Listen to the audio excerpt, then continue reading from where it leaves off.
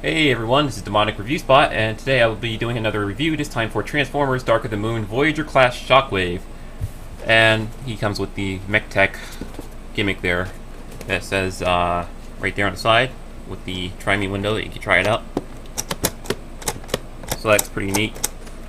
And there's a picture of his alternate mode on the bottom here, which, spoiler alert for those who have not seen the movie yet, but I don't believe he transformed into this in the movie, or at least I did not see any kind of alternate mode for him in the movie at all. I just seen him with that giant driller thing. So yeah, I guess this is only for the toy. And on the side here is the description of the character, so you guys could check that out if you want to. And on the back here, there's a picture of Shockwave with his mech tech weapon, which is a battle cannon that converts to a particle wave blaster. And that also works in his vehicle form as well. And you guys can check out the hub, which you can watch Transformer Prime on. Pretty cool show, but I like animated better. Wish they'd never canceled that or ended it. And I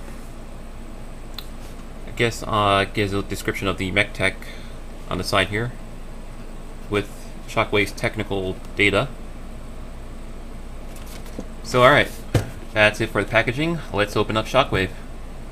And here is Dark of the Moon Voyager class Shockwave outside of the packaging.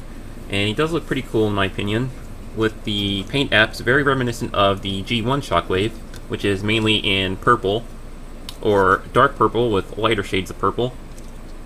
And you also have bits of gray all around his body there and his weapon.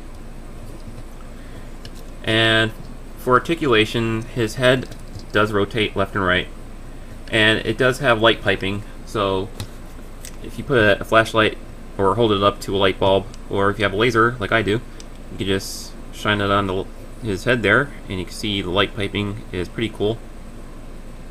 There's one Cyclops eye there glowing red.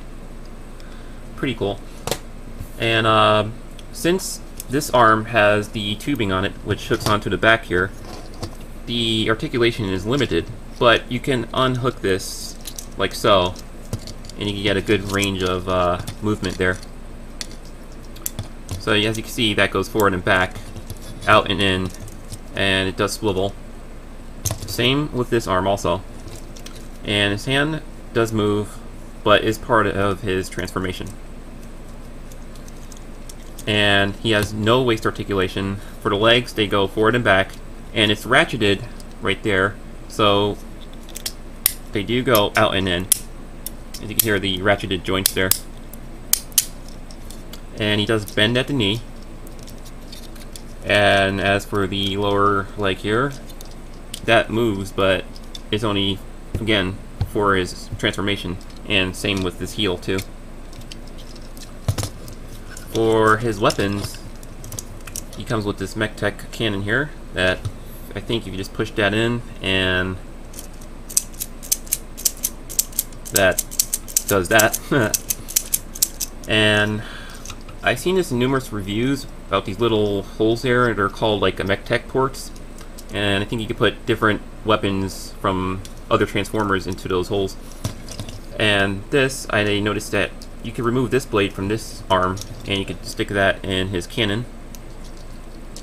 So you could have something that looks like that with the whole mech tech gimmick there. Looks pretty awesome. Alright, for now, that's that. And I'm going to show off the transformation, which, once again, I am going to speed up for the sake of time, and then I'm going to show off the size comparison. So enjoy the transformation.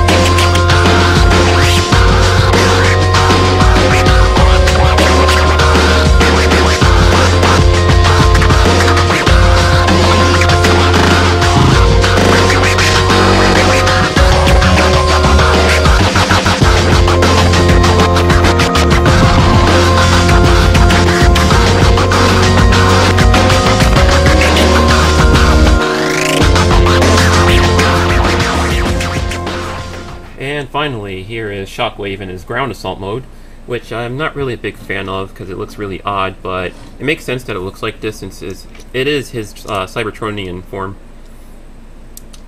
rather than an Earth mode. But it's something. I mean, it's an alt mode because it's this transformer and it needs that, so it rolls pretty well. That part's not touching the ground there, but those parts do serve as wheels. As you can see, they can spin. And it does have 2 extra wheels on the back threads here that also spin.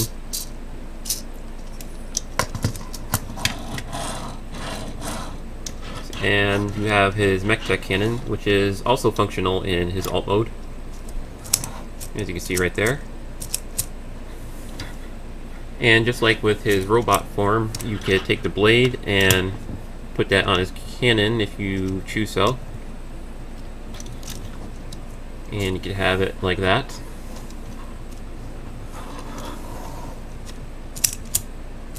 Looks pretty cool.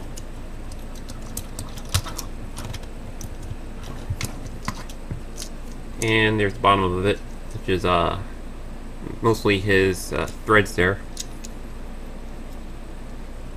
And you can't really see his head revealed because it's concealed behind that part there, just like with Revenge of the Fallen Megatron. So all in all, pretty nice alt mode. Not really a big fan of it. I'll probably leave it in robot mode. And of course you could move the cannon up, left, right. Alright, so I'm going to transform this back and show off the size comparison.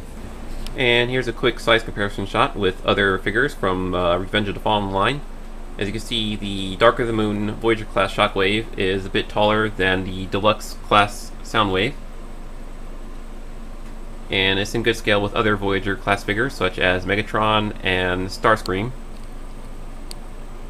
And there's the Leader class figure in the background, and you can see how much that towers over the Voyager class Shockwave. And one thing I forgot to mention about his battle cannon here is that button right here that activates his mech tech, like so. You could actually keep it like that. As you can see, this tab right there just tabs into that little tab hole, and like so, and you can see it stays out like so. Let's see, the final verdict of this figure, I would say it's definitely worth it for a Voyager class figure, and if you want Dark of the Moon Shockwave for now until Hasbro decided to release a Leader class version. And I would say if you're going to display this guy, definitely display him in robot mode instead of his vehicle form, unless you happen to like that form. And yeah, that concludes my video review for Transformers Dark of the Moon Voyager class Shockwave. This is Demonic Review Spot, signing out. Peace.